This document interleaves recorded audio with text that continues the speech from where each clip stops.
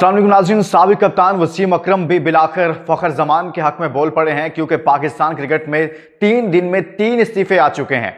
इमाद वसीम, मोहम्मद आमिर और उसके बाद मोहम्मद इरफान ने भी रिजाइन कर दिया है, रिटायरमेंट का ऐलान कर दिया है। और खदशा यह है कि कहीं फखर जमान भी रिटायरमेंट का ऐलान ना कर दे। क्या ऐसा होने जा रहा है कि फखर जमान को चैंपियंस ट्रॉफी प्लान में नहीं रखा जा रहा, या फिर रखा जा रहा है, या फिर वो रिजाइन करने जा रहे हैं? वसीम अकरम को क्यों बोलना पड़ा उनके बारे में, और क्या कहा है साबिक कप्तान ने उनके बारे में? और वसीम अकरम पहली बार बाबर आजम और मोहम्मद रिजवान की उन्होंने मुखालिफत की है, और बड़े जबरदस्त तरीके से ठोक बजा के मुखालिफत की है, और यूं कहिए कि इन दोनों को आईना दिखा दिया है। मैं आपके सामने खबर रखता हूं फखर जमान से मुतलिक और तमाम डिटेल, लेकिन आगे बढ़ने से पहले दोस्तों आप भी कमेंट्स में बताइएगा क्या फखर जमान का कमबैक होना चाहिए या नहीं। जो दोस्त ये चाहते हैं कि फखर जमान का कमबैक होना चाहिए, वो कमेंट्स में जाकर अपनी राय दें, उनके बारे में कमेंट करें कि कमबैक फखर जमान, और इसके साथ साथ वीडियो जरूर शेयर कीजिएगा। अब देखिए दोस्तों, मैं आपके सामने डिटेल रखता हूं। फखर जमान को ड्रॉप कर दिया गया, जिसके बाद बहुत सारी आवाजें उठी उनके हक में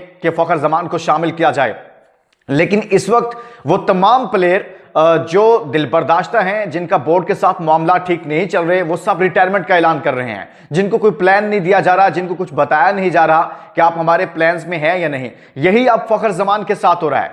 इसी वजह से वसीम अकरम भी उनके हक में बोले हैं, और वसीम अकरम से पूछा गया फखर जमान से मुतल्लिक कि आप क्या समझते हैं कि फखर जमान को ड्रॉप कर दिया गया, ये दुरुस्त फैसला है? उनकी जानिब से कहा गया कि मुझे ये नहीं पता कि वो फिट हैं या नहीं है, लेकिन मैं अगर होता तो फखर जमान टीम में होते।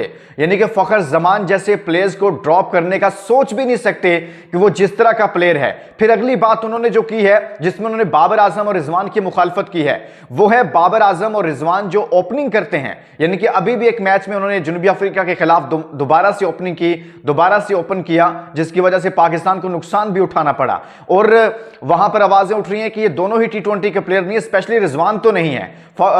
बाबर आजम तो फिर भी कहीं ना कहीं थोड़े बहुत रन्स कर लेते हैं, लेकिन वो भी बहुत डॉट बॉल खेलते हैं। खैर, उनका रिकॉर्ड बेहतर है, लेकिन कुछ गुंजाइश निकलती है। वसीम अकरम ने कहा कि इन दोनों को वसीम अकरम ने कहा है कि फखर जमान को और साइम अयूब को ओपनिंग करनी चाहिए। अगर ये दोनों ओपन करें तो पाकिस्तान दुनिया की किसी भी टीम को हरा सकती है, दुनिया की किसी भी टीम को शिकस्त दे सकती है। और ये दोनों ऐसे प्लेयर हैं जो किसी भी मैच का पांसा पलट सकते हैं, और ये मॉडर्न डे क्रिकेट को खेलते हैं, जानते हैं, समझते हैं। तो लिहाजा एक तरह से वसीम अकरम ने बाबर आजम और साथ में मोहम्मद रिजवान का जो ओपनिंग पेयर है उसकी मुखालफत कर दी है। साबिक कप्तान ने एक तरह से ये बात कर दिया दोनों के हक में बोलकर, और ये हकीकत है।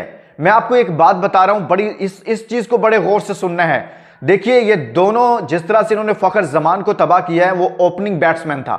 इसी तरह से अब ये सेल्फिश टोला, जो खुद गर्ज टोला है, ये साइम अयूब के पीछे पड़ गया है। और साइम अयूब चूंकि ओपनर हैं, इन्होंने इसीलिए उसे वन डाउन कर दिया, क्योंकि ये सेल्फिश हैं, खुद गर्ज हैं, इनको पता है हम नीचे आकर रन नहीं कर सकते। इसीलिए ये जिस तरह से इन्होंने बतौर ओपनर फखर जमान को हटाया, उससे चौथे और 5वें नंबर पर ले गए सिर्फ अपने आप को सेट करने के लिए, इसी तरह से इन्होंने अब ये प्लान करने शुरू कर दिया, और इसीलिए ये ओपनर आए थे दोनों। ये फखर जमान, ये अब साइम अयूब के पीछे पड़ गए हैं कि उसका बेड़ा गर्क कर देते हैं, और खुद दोनों ओपनर बतौर ओपनर खेलना चाहते हैं। वो इसलिए कि इनको टाइम चाहिए होता है, डॉट बॉल खेलने होते हैं, और डॉट बॉल खेलने के बाद ये सेट होते हैं, और सेट होने के बाद ये कोशिश करते हैं कि आप पावर हिटिंग करें। लेकिन इनके अंदर इतनी कैपेबिलिटी नहीं है, एबिलिटी नहीं है कि ये बहुत कम बॉल पे बहुत ज्यादा रन कर सके, दोनों ही रिजवान और बाबर। तो वहां पर पाकिस्तान मैच भी खो देता है, और दूसरे एंड से विकेटें भी गिरती हैं, क्योंकि ये रन्स नहीं करते, पावर हिटिंग नहीं करते। और दूसरे एंड पे जो लड़का आता है उसे कहते हैं कि आपने पावर हिटिंग करनी है, आपने तेज खेलना है। खुद डॉट बॉल खेलते हैं, और वो पावर हिटिंग के चक्कर में कैच आउट होते हैं। इसी तरह से मैच जो है वो पाकिस्तान के हाथ से निकल जाता है। आप देखिए, वसीम अकरम जो बात कर रहे हैं, आप लोग भी इससे इत्तेफाक करेंगे कि साइम अयूब और फखर जमान की ही ओपनिंग बनती है।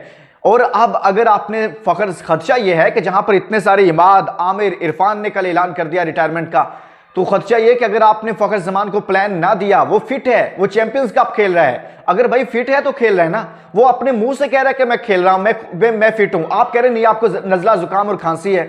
आप ये भी नहीं बताते कि कोई सीरियस इंजरी है, जो आपके किसी मेडिकल रिपोर्ट में बताया गया कि फखर जमान का ये ट्रीटमेंट हो रहा है, 3 माह में ठीक हो जाएगा, 6 माह लगेंगे। कोई ऐसी रिपोर्ट आई आपने देखी है तो मुझे मेरे साथ भी शेयर कर दीजिएगा। ऐसा कुछ भी नहीं है।